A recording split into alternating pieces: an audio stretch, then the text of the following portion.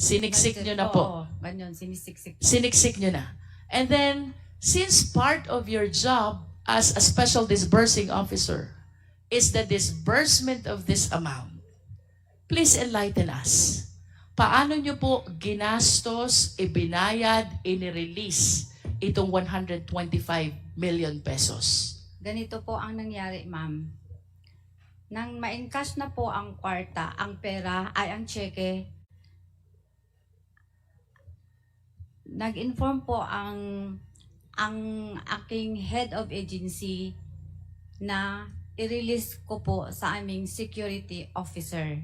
So while on the way na po ako papuntang office, I called up the security officer informing him na na-encash ko na po ang cheque. You informed the security officer? Yes po, ma'am.